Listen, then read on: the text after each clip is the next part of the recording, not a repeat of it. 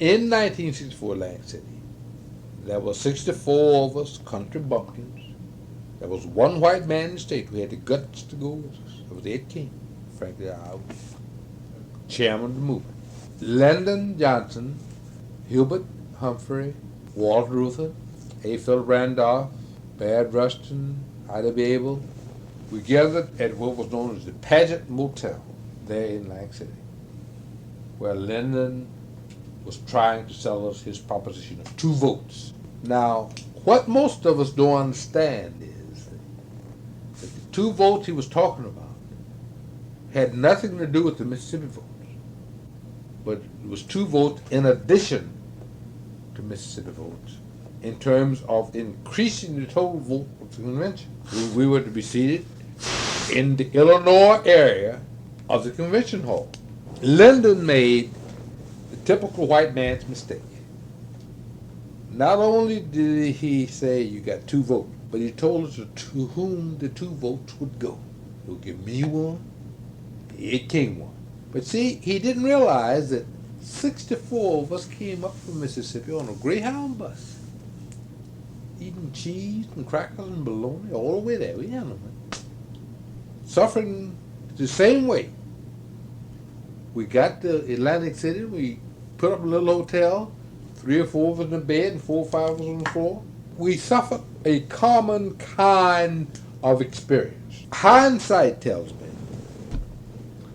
that if they'd given us the 2 votes and permitted us to fracture them into, say, 1/32, and we could have carried our whole 64 people on the floor, we probably could have sold it. What kind of fool am I? Or what kind of fool would Ed have been to accept gratuities for ourselves? Say Ed and Aaron can get in the convention hall, but the other 62 can't. This is typical white man picking black folks' leaders.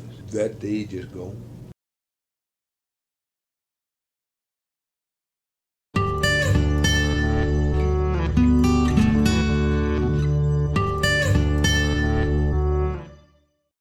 There was a tremendous amount of violence in the state. It was being ignored. You had to bring the country's attention to the state, and an obvious way to do that is to bring the country's children down there. You nationalized Mississippi, essentially, by bringing America's children to Mississippi. Nobody can ignore the state then. Most violence in Mississippi, most violence in the South, wasn't like a television Western. You didn't have the bad guy from the Ku Klux Klan on one end of the street, walking up, pistol strapped on, walk down the other end of the street. When you got to the middle of the street, you're each going to draw on whoever slaps their pistol out fastest, and the other guy wins. The violence in Mississippi was Knight Rider.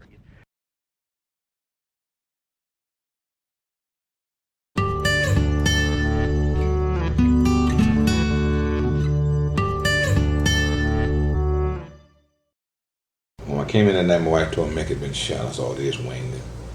And she said, no, Charlie was dead. And I don't remember. She said I just sat on the side of the bed and said, get my things. I don't remember getting on the plane. Went out to the plane, and I told her I'd never come back to Chicago. When I really came to him, I said, we was on the way to the funeral. I don't hardly remember coming to Jackson. I do remember that when I got to the house, I wanted to go where he was. And they wouldn't let me go, so I said, I'm going anyway. And he was at the morgue. They wouldn't let me in. I just went on in. So I went and stayed about an hour with him back in the back. He was laying on the table. Hadn't been embalmed.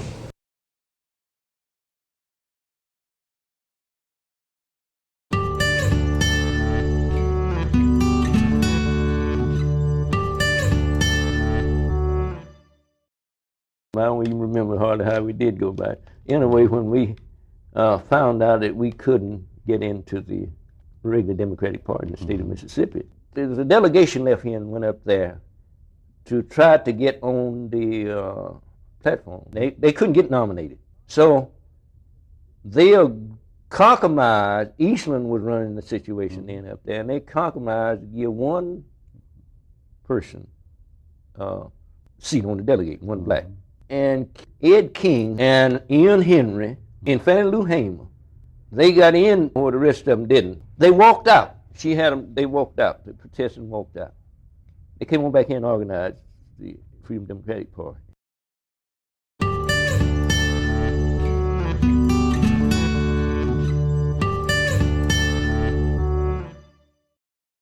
was, of course, all black men who came together and organized. We felt that once this thing has settled and SNCC's called for nonviolent student committees who came in during the summer and all those kind of things. Once everything had been settled in their mind, they were going back. And there was going to be a community that still needed some solid foundation, some basis to keep going. So that group sent representatives to Atlanta to a meeting. They went and got information on the Head Start program. When we came back, we took that information together and put it together and invited white persons to come and serve, get a biracial committee. We touched people, we brought them in.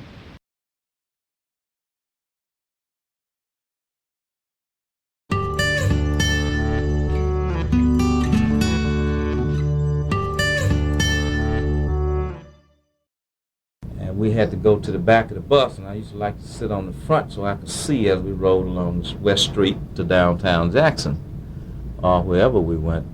I realized that then it was very bitter taste in my mouth that I had seen people had to get up to go to the back to allow a Caucasian lady or gentleman to sit in the front of the bus. And we were also treated different. We couldn't get off the bus on the front. We had to get off the bus on the back, even though it might have been more convenient to get off at the front because of the bus might have been overcrowded, and they wouldn't let you out the back door because people were standing in the stairwell and you couldn't get out there. Well, it could have been an old person, a crippled person, and it was very difficult. They would always make us wait for no apparent reason other than racism.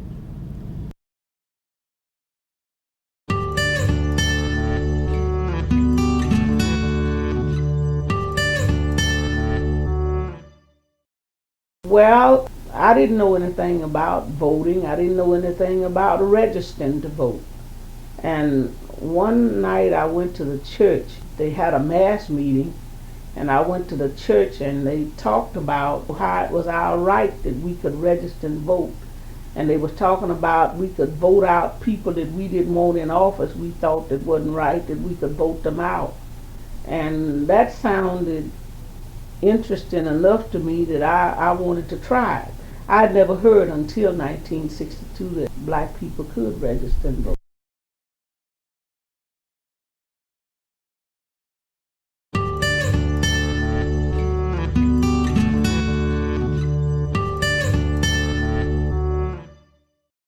Those discussions, those debates, definitely, were heated and long. I was one of those who was on the side of not being for the influx of Northerners. At that particular time, it was not really the black-white issue as much as it was the North-South issue. It was our opinion that, number one, people from the North, be they black or white, felt that they were better than us from the South. And with that attitude existing, then we knew that the minute they came, they would automatically attempt to take over and run things. The other thing we felt is that by them taking over or attempting to take over, that would automatically bring about friction between them and local people.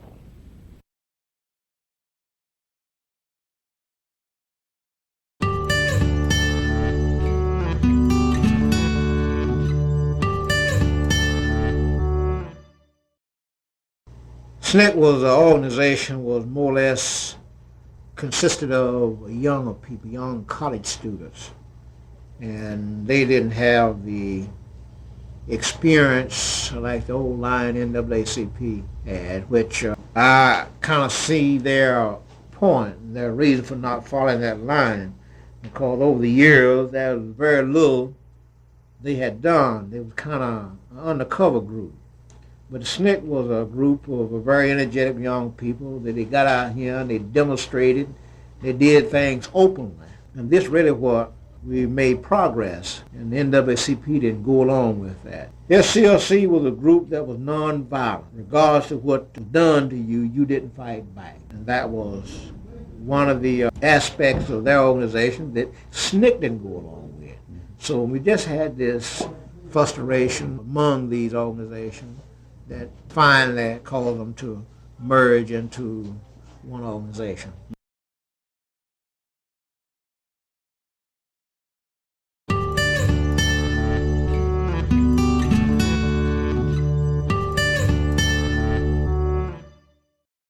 Often our money would come by Western Union wire, and I was the one in charge of going to get the money. The office was in the back of a white-only store where they sold china and silverware and tablecloths and glasses, and I'd have to walk through the whole store to this little tiny office of Western Union in the back. When the customers were there were all these young Southern belles picking out their silverware pattern and with their mothers, and then all the clerks who were Southern white women, and they would look at me, daggers coming out of their eyes. I'd be wearing my jeans and my jean jacket and my snick button, and they, of course, were all dolled up. And I'd get the money, and then to walk the whole length of the store again. I realized that these people know that I have money in my pocket, and they know how much I have. So I was always a little scared that someone was going to, mug me, but it never happened.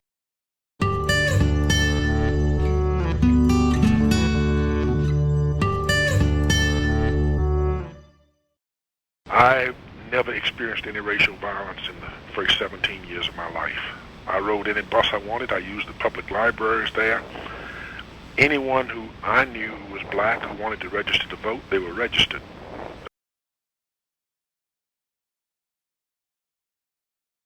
What do we have now with the Summer Project? We got, in my opinion, the most exciting, creative, issue-oriented, self-propelling political activity in the history of dissent in America. Why do I say that? What happened? One, we utilized the Free Southern Theater, created by Gilbert Moses and John O'Neill. Two, we do the politicizing of the gender question in America.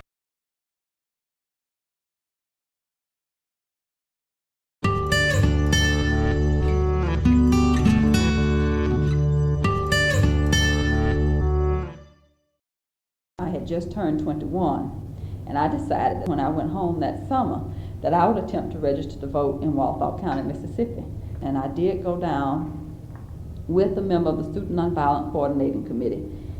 And we went to the registrar's office. The registrar's name was John Q. Wood. I never forget it. And I asked Mr. Wood for a copy of the literacy test, because at that time, Mississippi had a literacy test which was required of all persons who wanted to become qualified electors in any county in the state. So Mr. Wood sort of looked at me as if he thought I had rocks in my head when I asked for a copy of the literacy test, but he gave it to me. And I had another man with me, a man who was much older, was Mr. Sidney Elsie. So the two of us took the literacy test. I had to interpret a section of the Mississippi Constitution. So I did this and filled out the other questions about name, age, and address and all of that. Then I gave the test back to Mr. Wood, and he read it and looked at me. Then he reread it a second time. He seemed very upset. So I watched him very carefully. I didn't know what he was going to do. So I just waited. I didn't say anything. And finally, he took his stamp or seal out of the drawer, put it on my application, which was an indication that there was nothing wrong with it. At that point, the telephone rang. Someone in town, I don't know if it was a member of the police force or who it was, called Mr. Wood and asked him, didn't he have some niggers in there trying to register to vote? And of course I could overhear the conversation, and Mr. Wood told him, yeah, there was a girl in there and there was a man. In a few minutes, Mr. Wood hung up and he told us we should leave. So I asked him if I had passed the test, and he said, well, you'd better leave now. So I left his office. There was nothing else to do. I couldn't argue with him. And the other man left too. So I went home, and I decided that I felt pretty certain that I had passed the literacy test, that I had interpreted that section of the Mississippi Constitution correctly, because of course you know I was a social science major. I was majoring in history and political science, and I had studied the Mississippi Constitution. So I felt pretty certain that I had interpreted it correctly. So I decided to file a protest, I suppose you would call it, with the United States Department of Justice and with the Civil Rights Commission. Now they're two separate entities, and I had to file 2 copies of my complaint. Well, I was sitting in my room typing up the complaint when my father came in and asked what I was doing, and I told him what had happened. I said when I went down to register to vote today, Mr. Wood took my application and stamped it as if it were correct, and then he told me to leave. So I think it was correct. I plan to complain to the United States Department of Justice. Of course, the SNCC representative had advised me to do this and had told me how to do it, because otherwise I would not have known. So my father left and went back out to the store to talk to my mother, and then they came back in together, and they said, "Ruby, are you sure you want to do this?" And I said, "Well, I think I passed it." I said, "I don't think that I misinterpreted that section of the Constitution, so I'm going to complain about it." So they went back in the other room and talked in low voices and said, well, there could be a lot of trouble, but they never did come back and tell me not to do it.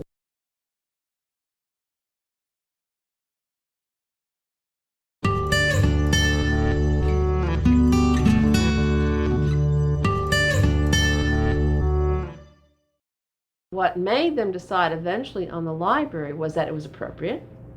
Why shouldn't they as students be able to use the library? And secondly, they didn't perceive a great deal of danger. The last day of classes, we went downtown. We went to the library, and when we walked in, there was a young woman sitting at the desk. Her eyes rolled to the back of her head when she saw us come in. And we went up to the desk, and the students said, "We want to get library cards," and she immediately called her supervisor, who came out and started berating the students. And I didn't say a word because I didn't think that was my place. And the students were very polite but very insistent, and every time she would give them a reason for not giving them library cards, they would say, "Well, we don't see why, if anybody else uses this library, we can't also." She would at one point mention the council, which I understood to mean the White Citizens Council, would close the library down if she issued cards to the black students, and they would not give it up. They were just very polite, but they were very insistent. Nope, it's their right to have library cards. And finally she said, "Well, if you won't leave, I'm going to call the police." So I said to the students, "What do you want to do?" And they said, "We'll stay." So we sat down. And the police came, about 20 minutes later, the police came and ordered everybody out of the library. So then we decided we wanted to have lunch. We went downtown, first to Woolworth's. It was completely packed. And then we went into Crest, and the rest, I think you know.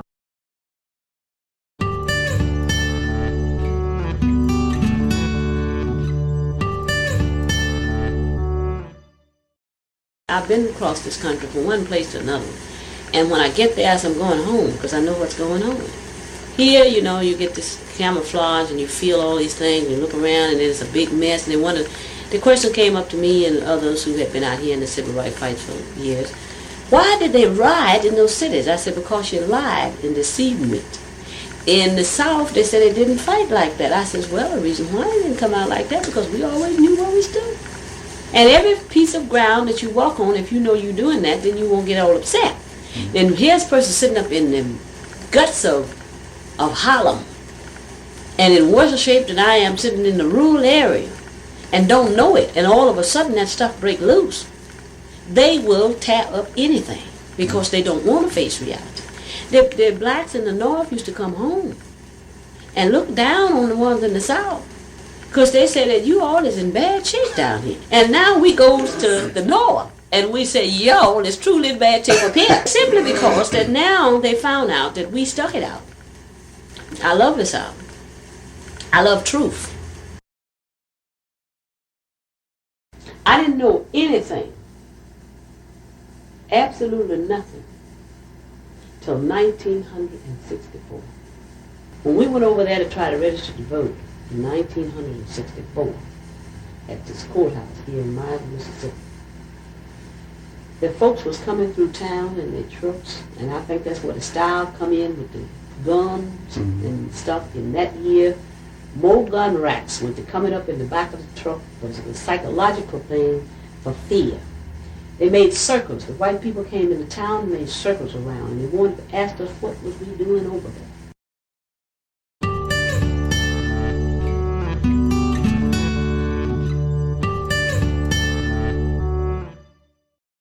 A large group of rabbis, priests, and Protestant ministers were coming down from the north to be arrested, to protest, because the movement people, they couldn't congregate, they couldn't march, and so on. And I was never against that sort of thing. I never took it terribly seriously, because that's too easy, you know. It's easy to go from New Haven to Albany, Georgia, on a jet airplane, get arrested for an hour, go back home and start speaking at all the religious gatherings.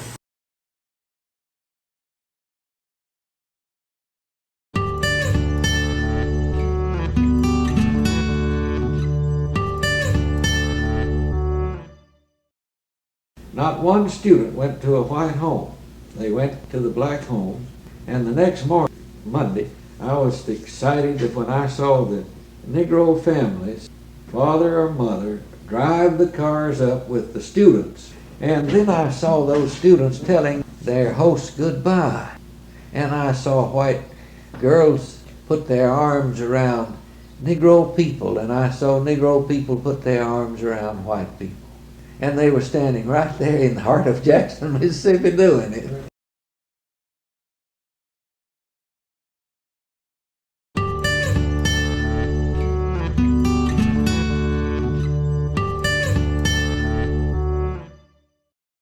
At the Freedom House one day, just after lunch, and lots of us were there. We were typing things and organizing things, and some other people were on the phone, and we had a refrigerator that somebody donated. So, and then the community members would they were always bringing food to us and soda pop and stuff like that.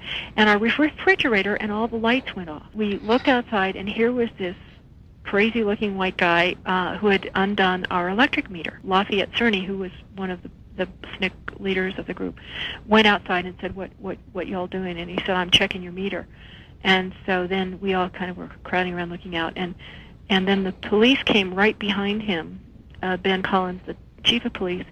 They all looked very menacing. The day before, the city had delivered to our yard a whole pile of iron piping that they said they were going to use for street drainage, but it was really so that we wouldn't have a yard where the kids could play outside. We thought we should go outside. There were Freedom School people coming back from lunch, and they were just coming up to the house, and we were coming out to see what was going on. And the police were kind of, Ben Collins and his deputy, 2 deputies were there, with their hands on their hips glaring at us. So we all decided to sit down on these pipes, facing them. Doris Newman, who was the black SNCC woman from Howard University. Now I wish that I had sat on a pipe in front of her, but it would just sort of happen that way. And he came over, and because she was black, I think he picked her up by the arms, under her shoulders. When he did that with Doris, I remember thinking, now what shall I do? But I just waited, and then he just set her down again.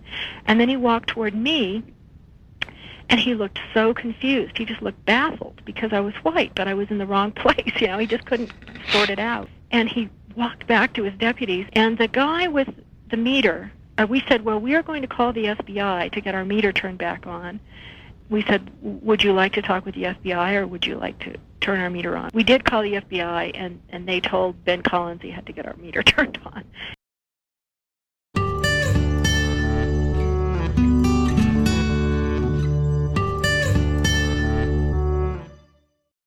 In all of these businesses, this was the focus of black businesses in Hattiesburg, Mississippi.